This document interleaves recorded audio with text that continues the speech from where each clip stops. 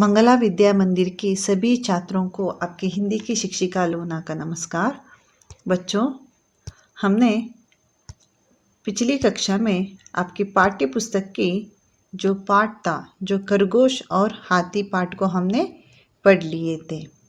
तो आज की वीडियो में मैं आपको इस पाठ की अभ्यास कार्य और कुछ व्याकरण कार्य को पढ़ाने वाली हूँ। तो बच्चों, अभी हम अभ्यास कार्य की तरफ चलने से पहले मैं इस पाठ की सारांश को एक बार आपको याद कराना चाहती हूँ। जो पाठ की सारांश इस तरह है। एक जंगल में खरगोश अपनी सूझबूझ और साहस से हाथी जैसे ताकतवर पशुओं को अपने रास्ते से हटा देता है। कहानी में खरगोश अपने साथियों के साथ सरोवर के किनारे रहते थे। एक बार गर्मी पड़ने पर वहां हाथियों का दल आ जाता है। खरगोश बहुत दुखी होते हैं। क्यों? क्योंकि हाथी कभी उन पर सूंड से पानी फेंकते तो कभी अपने पैरों के नीचे कुचल देते थे। खरगोश अपनी बुद्धि का प्रयोग करके हाथी और उनके सरदार को सरोवर पर ले जाते हैं। सभी सरोवर के जल में चंद्रमा को देखकर डर जाते हैं और जंगल से चले जाते थे। तो इस कहानी से हमें पता चलता है कि हमें अच्छे से सूझबूझ मतलब हमारा अच्छे से होशियारी से हम कितना भी बड़ा मुश्किल है तो उसको हम सॉल्व कर सकते हैं, उससे हम निकल सकते हैं। कितना भी बड़ी परेशानी हो तो उससे हम बाहर निकल सकते हैं।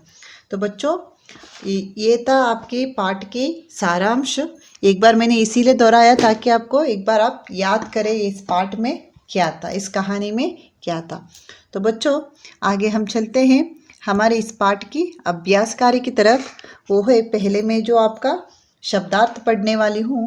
जब मैं शब्दार्थ पढ़ूंगी आप भी आपकी टेक्स्ट बुक ओपन करके आप भी पढ़ लीजिए। शब्दार्थ है सरोवर। सरोवर मतलब तालाब। सरदार मुखिया चीफ। तलाश खोज सर्च। कुचलना दबाना टू क्रश। चिंतित परेशान वरीड। परेशान मतलब दुखी भी होता है, सैड। क्रोध गुस्सा, एंगर। विशाल बहुत बड़ा, ह्यूज। शीघ्र जल्दी। सर्वनाश सब कुछ खत्म होना, सब कुछ डिस्ट्रॉय होना। भयभीत डरा हुआ। परछाई छाया, शैडो। क्षण उसी समय। क्षमा माफ़ी, अपॉलॉजी करके आप बोलते हो। तो आगे है आपका चंद्रमा चांद। दूत मतलब सर्वेंट। दल हर्ड। सभा गैदरिंग। स्वीकार एक्सेप्ट। लहरें वेव्स, जो समुंदर की लहरें जो वेव्स होती है। तुरंत इमीडिएटली। निश्चय डिसीजन। तरकीब मतलब आइडिया। तो बच्चों, आगे हम पढ़ते हैं हमारे मुहावरे के बारे में। आपके पाठ से इन्होंने मुहावरे दिए हैं, तो मैं आपको मुहावरे के बारे में कुछ बताना चाहती हूँ। उसके बाद में हम कुछ अन्य मुहावरों को देख लेते हैं। जैसे कि मुहावरे। मुहावरे किसे कहते हैं? जब कोई शब्द समूह अथवा वाक्यांश सामान्य अर्थ की अपेक्षा विशेष अर्थ प्रकट करे तो उसे मुहावरा कहते हैं। मतलब मुहावरा एक वाक्य है, उस वाक्य को बताने का जो तरीका हो वो बहुत विशेष तरीके से बताते हैं, तो उसी को हम मुहावरे कहते हैं। मुहावरों का प्रयोग वाक्यों में किया जाता है। मुहावरे का मूल रूप कभी नहीं बदलता है। तो इसको याद रखना है आपको, मुहावरे का मूल रूप कभी नहीं बदलता है। जैसे कि आंख दिखाना। आंख दिखाने का जगह पर नेत्र दिखाना नहीं हो सकता। मतलब क्यों यहाँ पर बोला गया कि आंख का पर्यायवाची शब्द अथवा समानार्थक शब्द नेत्र है, पर हम मुहावरे में उपयोग करते वक्त हमको कहना है कि आंख दिखाना, ऐसे ही बोलना है। उसके बदले में हम उस शब्द को बदल नहीं सकते हैं। जैसे कि आंख दिखाने के बदले में नेत्र दिखाना हम नहीं कह सकते हैं। तो बच्चों इन्हीं मुहावरे को हम थोड़ा कुछ वीडियो की सहायता से और अन्य अन्य उदाहरण देखेंगे और उन मुहावरे से बने हुए कुछ वाक्यों को भी हम देख लेते हैं। तो अभी हम देखेंगे बच्चों मुहावरे। बात कहने की तरीके है उसे मुहावरे कहते हैं। तो मुहावरे में दो तरीका होते हैं, जैसे कि एक साधारण तरीका होता है और एक विशेष तरीका होता है। जो बात बोलने की तरीका है वो है, जैसे कि यहाँ पे साधारण तरीका है, राजू बहुत गुस्सा हो रहा है। राजू गुस्से से लाल पीला हो रहा है, वो है विशेष तरीका। जो लाल पीला होना है वो है विशेष तरीका है। जैसे कि आगे आप देख सकते हैं, सिपाही को देखते ही चोर भाग गए। सिपाही को देखते ही चोर 9-2-11 हो गए। तो 9-2-11 होना मतलब वो विशेष तरीका है। भाग जाना सामान्य तरीके में हम बोलते हैं। तो आगे देखेंगे विशेष प्रकार के मुहावरे, जैसे कि लाल पीला होना, 9-2-11 होना, वो सब मुहावरे का जो विशेष रूप है। तो मुहावरे का मतलब क्या है? भाषा में विशेष अर्थ प्रकट करने वाले कथन को मुहावरा कहलाता है। हम अपनी बातों को बोलने के जो तरीका है उसको हम थोड़ा अलग तरीके से, अथवा ये मुहावरा क्या होता है, भाषा को मज़ेदार बना देती है। तो अभी आपको पता चल गया मुहावरा हम किसे कहते हैं। तो अभी हम अन्य उदाहरण देखते हैं। आंखों में धूल झोंकना मतलब धोखा देना। चोर पुलिस की आंखों में धूल झोंककर भाग गया। कमर कसना मतलब तैयार होना। नीरज ने वार्षिक परीक्षा के लिए कमर कस ली है। घुटने टेकना हार मान लेना। आतंकवादियों ने सैनिकों के आगे घुटने टेक दिए। खान भरना शिकायत अथवा चुगली करना। रीमा जब देखो पड़ोसन के कान भरती रहती है। मिट्टी में मिलाना नष्ट कर देना। गलत काम करके तुमने अपने पिता का नाम मिट्टी में मिला दिया। गांठ बांधना मतलब अच्छी तरह याद रखना।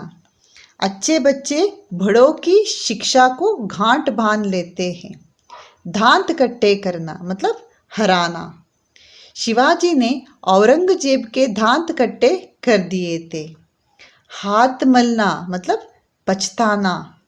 अवसर चूक जाने पर लोग हाथ मलते रह जाते हैं। चूड़ियाँ पहनाना मतलब कायर बनना। यदि वीरों की तरह युद्ध भूमि में नहीं लड़ सकते तो चूड़ियाँ पहनकर घर में बैठ जाओ। ढींग मारना अधिक बढ़ चढ़कर बातें करना। वह जितनी ढींग मारता है उतना काम नहीं करता। नाक रखना मान रखना। परीक्षा में प्रथम श्रेणी लेकर कैलाश ने स्कूल की नाक रख ली। आग बबूला होना मतलब बहुत गुस्सा होना। अरुण को देखकर गुरुजी आग बबूला हो गए। पानी पानी होना बहुत शर्मिंदा होना। चोरी पकड़े जाने पर रमेश पानी पानी हो गया। नाक में धम करना बहुत दुखी करना। हमारे पड़ोसी ने तो हमारी नाक में धम कर रखा है। आंख का तारा बहुत प्यारा। कृष्ण जी माता यशोदा की आंखों के तारे थे। तो बच्चों ये सब मुहावरे हैं। यहाँ पर आपने जितने भी जो शब्द देखे हैं ये सब मुहावरे हैं। इन्हीं मुहावरे को उपयोग करके हमने एक वाक्य बनाया है, जो वाक्यों में उस मुहावरे का हमने प्रयोग किया है। तो अभी मैं जानती हूँ कि अभी मैं सोचती हूँ कि आप मुहावरे का अर्थ समझ लिया है और मुहावरे को किस तरह से वाक्य में प्रयोग करते हैं उसके बारे में भी आपने अभी जान लिया है। तो बच्चों आगे हम चलते हैं हमारी पाठ की जो अभ्यास कार्य की तरफ। वो है, उसके पहले मैं आपको इसी अभ्यास कार्य से जो है आपका जो क्रियाकलाप देने वाली हूँ, ये आपको आपकी क्लास वर्क्स में करना है। आप ऐसे चित्र को चिपका भी सकते हैं अथवा ऐसे चित्रों को बना भी सकते हैं, पर आपको क्या करना है, आपकी क्लास वर्क्स में क्रियाकलाप करके लिख कर उसके नीचे ऐसे चित्र लिखकर उसका मुहावरा बनाना है या उसका अर्थ लिखना है। जैसे कि यहाँ पर एक है, देखिए बीच में यहाँ पर एक भैंस है, भैंस के ऊपर एक लड़का बैठा है, उसके मुंह पे एक बांसुरी भी है। मतलब भैंस के आगे बीन बजाना, भैंस के आगे बीन बजाना, मतलब ये वाक्य के लिए संबंधित ये चित्र भी है। तो उसका अर्थ क्या है? मूर्ख व्यक्ति को ज्ञान की बातें समझाना। जो मूर्ख व्यक्ति को ज्ञान की बातें समझाना, मतलब भैंस को बीन बनाना या जो अच्छे से सुरीला गाना सुनाने से भी उसको कोई समझ में नहीं आता है, उसी तरह का अर्थ है ये। तो बच्चों, आपको अभी क्रियाकलाप कैसे करना है, जैसे कि यहाँ पर जो मैंने चित्र दिए हूँ, इन सब चित्रों का मुहावरे का अर्थ निकालना है और उसमें उसको वाक्यों में आपको प्रयोग करना है। ये आपका होमवर्क है, पर इस होमवर्क को आप अपने क्लास वर्क्स में ही करना है। जो क्लास वर्क्स में आपको चित्र बनाकर उसका मुहावरे का अर्थ को आपको लिखना है। तो बच्चों, आगे हम चलते हैं। चाहे तो आप यहाँ पर देख सकते हैं इन मुहावरों में, जैसे कि बंदर क्या जाने अदरक का स्वाद, उसके बाद में है काले अक्षर भैंस की समान, बाद में है जो गरजते हैं वो बरसते नहीं है, आगे एक और एक 11। इन सब मुहावरों का आपको अर्थ निकालना है और उसको वाक्यों में प्रयोग करना है। तो बच्चों, आगे हम चलते हैं हमारी अभ्यास पाठ के अभ्यास की तरफ। वो है हमारा प्रश्नोत्तर। निम्नलिखित प्रश्नों के उत्तर लिखिए। पहला प्रश्न है, खरगोश कहाँ रहते थे? खरगोश जंगल में एक सरोवर के किनारे रहते थे। खरगोश का सरदार हाथियों के सरदार को कहाँ ले गया? खरगोश का सरदार हाथियों के सरदार को सरोवर पर ले गया। हाथियों ने सरोवर के जल में किसकी परछाई देखी? हाथियों ने सरोवर के जल में चंद्रमा की परछाई देखी।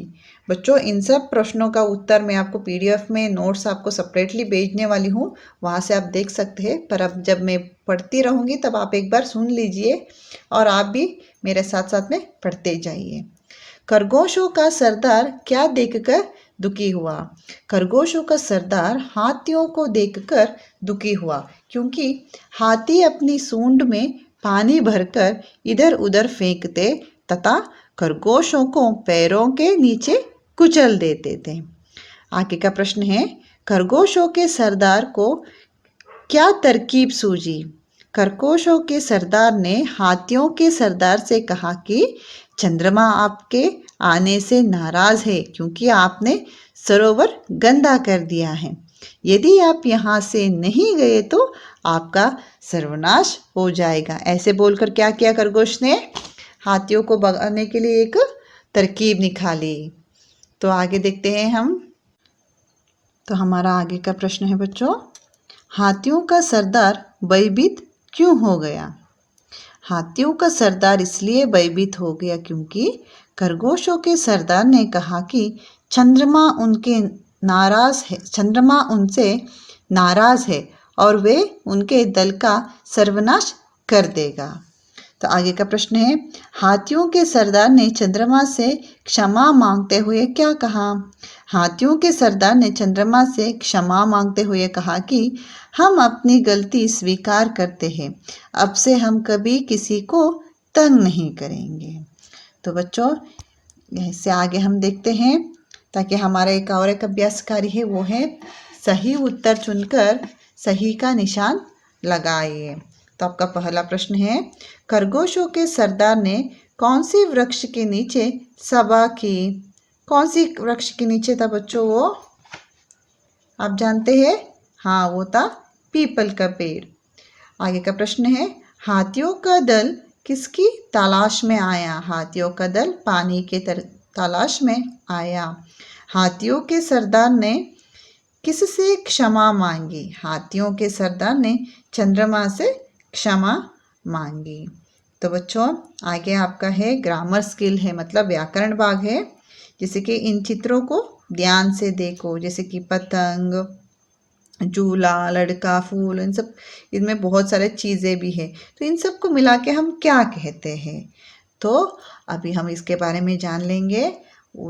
तो आप जानते होंगे किसी की, एक व्यक्ति की नाम बताना या वस्तु का नाम बताना या एक जानवर का नाम हो, उन सबको हम क्या कहते हैं?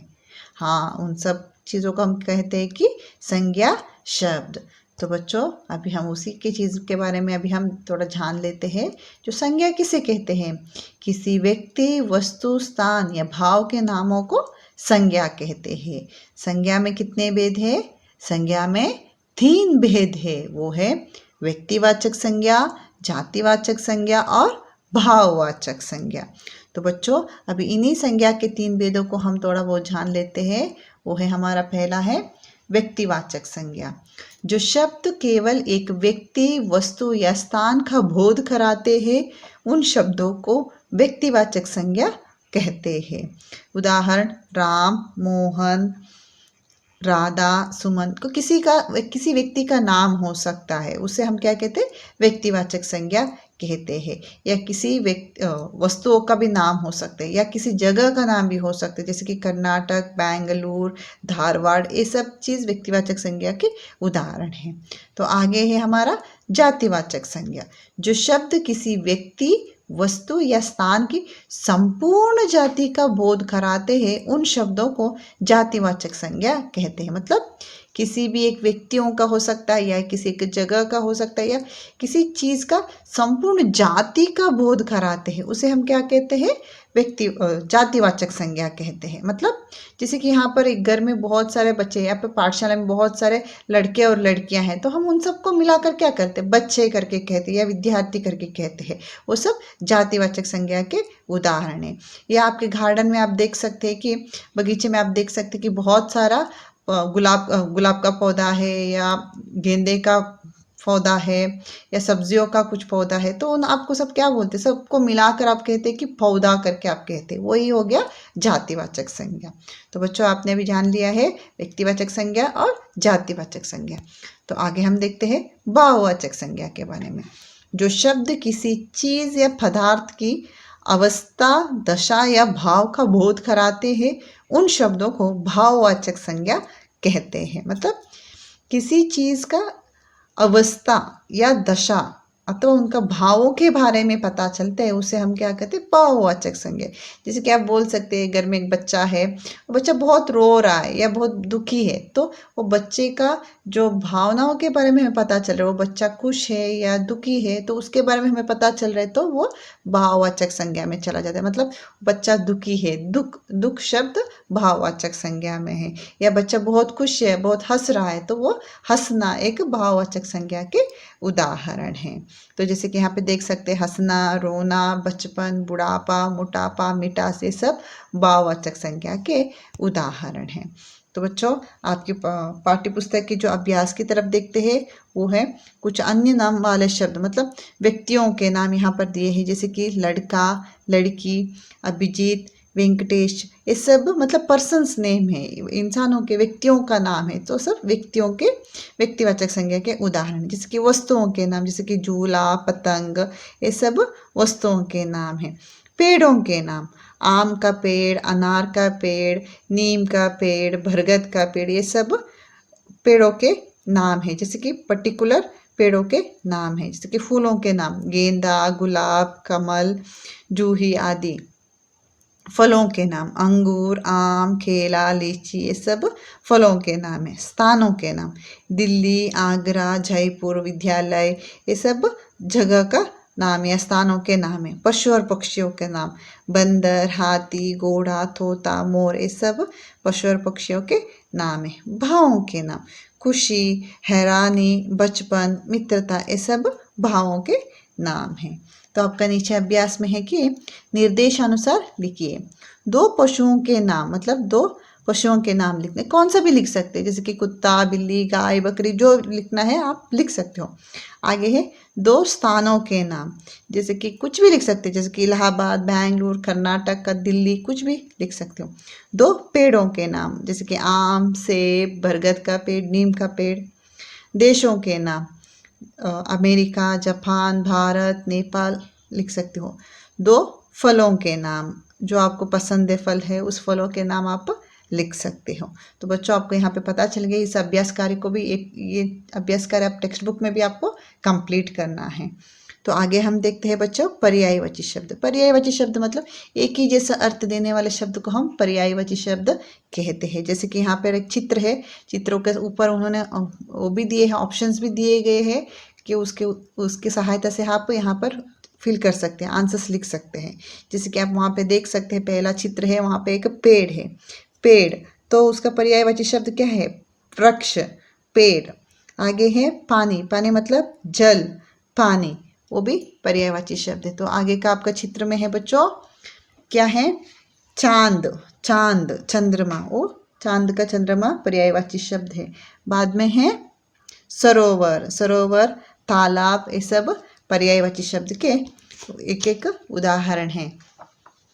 तो बच्चों आपका नीचे का अभ्यास है वो है, नीचे दिए गए शब्दों के विलोम शब्द चुनकर लिखिए। जैसे कि रात, दिन, दुखी, सुखी, नाराज, प्रसन्न, स्वीकार, अस्वीकार, दूर, पास, गंदा, साफ, शीघ्र, ढेर, गर्मी, सूखी। देखो बच्चों, इन सब का उत्तर मैं आपको नोट्स में अलग सा देने वाली हूँ, इसीलिए मैंने यहाँ पर नहीं लिखी हूँ, तो आपको इसका नोट्स भी मिल जाएगा। तो आगे है हिंदी में अनुवाद करो, ट्रांसलेट इन हिंदी। जो अंग्रेजी में उन्होंने दिए है आपको हिंदी में लिखना है। जिसके आई हैव ए आइडिया मतलब मेरे पास एक उपाय है। हु आर यू, तो उसको हम हिंदी में कैसे कहते हैं? हिंदी में हम कहते हैं तुम कौन हो। तो आगे का प्रश्न है they are very angry with you, मतलब वे आपसे बहुत नाराज है। तो आपको इसी तरह से अनुवाद करना है, अंग्रेजी में जो है उसको आपको हिंदी में अनुवाद करना है। कोल्ड एयर वॉज ब्लोइंग, मतलब ठंडी हवा चल रही है। इसको आप मैंने अंग्रेजी में जो लिखी है उसको मैंने क्या कर दिया, हिंदी में अनुवाद कर लिया। तो बच्चों यही पर हमारे ये पाठ समाप्त होती है, जो आपका दूसरा पाठ है समाप्त होती है। इसका जो संबंधित जो कक्षा कार्य है उसको भी मैं आपको इस वीडियो के साथ में भेजने वाली हूँ। एक बार मैंने सब कुछ आपका जो टेक्स्ट बुक में जो पाठ्य पुस्तक में जो अभ्यास कार्य था वो सब मैंने आपको एक बार पढ़ा लिया है। तो आप भी एक बार इस पाठ को दोबारा पढ़िए, घर में बैठ के ज़्यादा अभ्यास कीजिए। पाठ पढ़ना चाहिए। अभी जैसे कि मैंने मुहावरे दिए हूँ, उन मुहावरे को भी ऐसे ही थोड़ा अन्य उदाहरण भी आप ढूंढ लीजिए, चित्र के सहायता से उस मुहावरे का अर्थ लिखिए, उसको वाक्यों में प्रयोग कीजिए। वो सब कार्य आप अपने क्लास वर्क्स में करना है। तो आशा करती हूँ बच्चों आज की पढ़ाई आपको बहुत अच्छे से समझ में आया होगा। इसके संबंधित कक्षा कार्य मैं आपको भेजने वाली हूँ। धन्यवाद बच्चों।